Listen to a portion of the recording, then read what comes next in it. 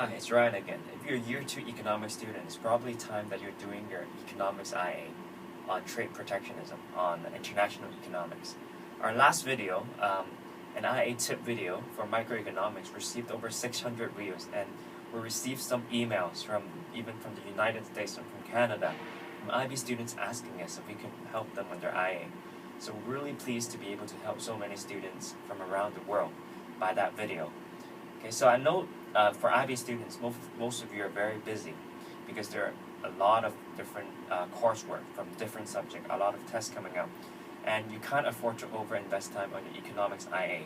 But I know many economics students lack a clear direction about economics IA. They don't know what is the right article, and they don't know what is a good structure to use for economics IA, and they don't know what points to include as well.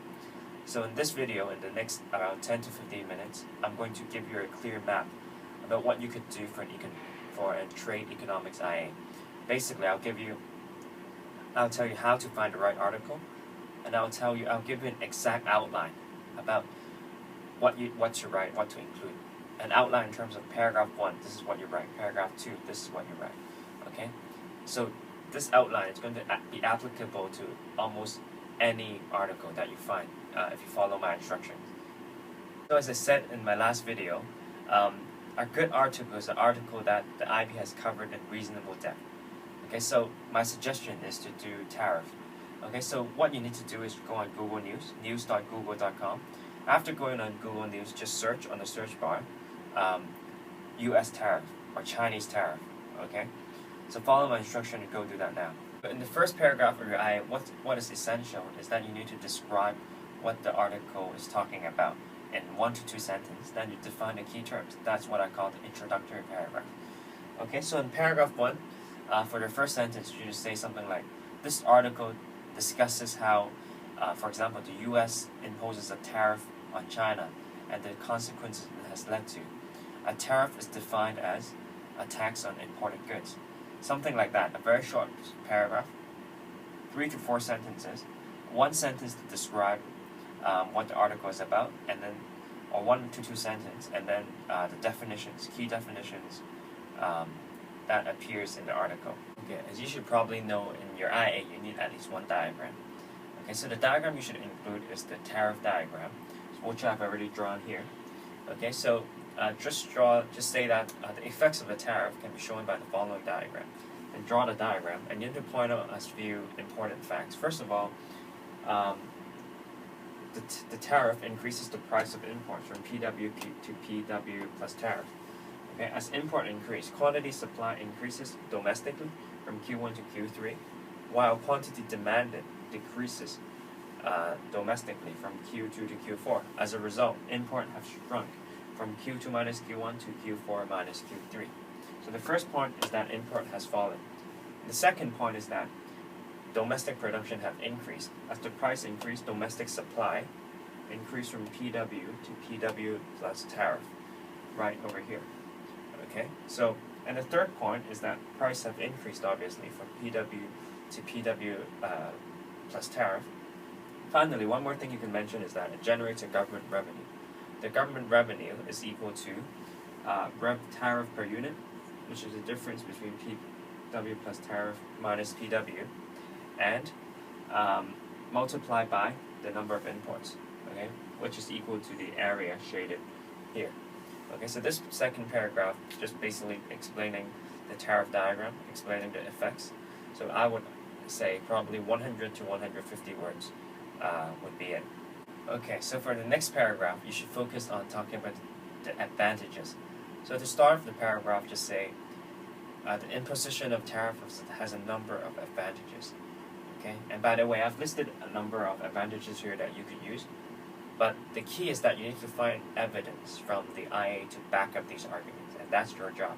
But however, I'll explain to you how you should elaborate on each of these points in order to get the top marks. Okay, so the first point about the advantage of the tariff is that it reduces the current account deficit. A current account deficit means that the value of imports is greater than the value of exports. By imposing a tariff and reducing the volume of imports, the current account deficit will decrease. Okay, so this leads us to the second point. which is the fact that it will lead to an increase in aggregate demand. Okay, as import decreases, aggregate demand increases. The reason is that aggregate demand equals to consumption plus investments plus government spending plus exports minus imports. Okay, so if the inputs get smaller, aggregate demand will increase, leading to a shift of the aggregate demand curve to the right and an increase in output. Okay, and the third point is that it reduces the government deficit. Government budget deficit refers to the case where government revenue is less than government spending. And tariff provides a source of income for the government, as it is a tax, and this will reduce the government budget deficit.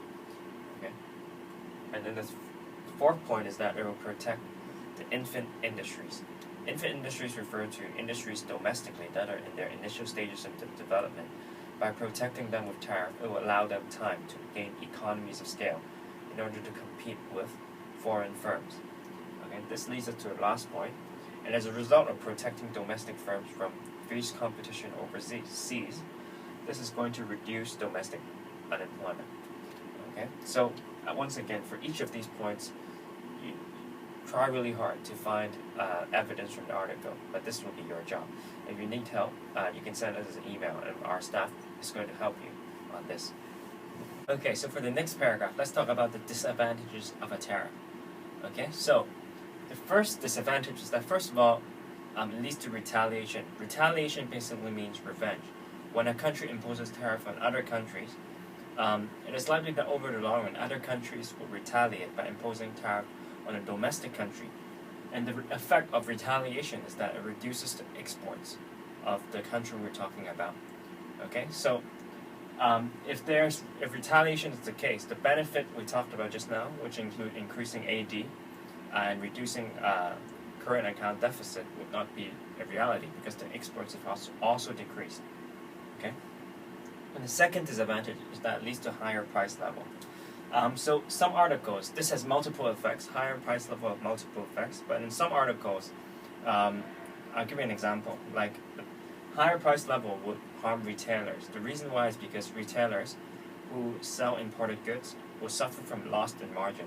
Okay, so you need to look at the article and see the effect of the increased price level. Okay, and another example is that a solar panel industry in U.S.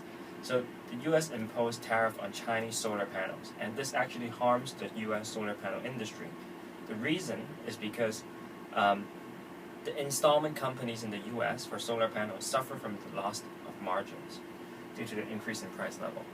Okay, the next point is about efficiency loss. Okay, so when there is a tariff, basically domestic production increases, foreign production decreases because there's less imports and there's more domestic production.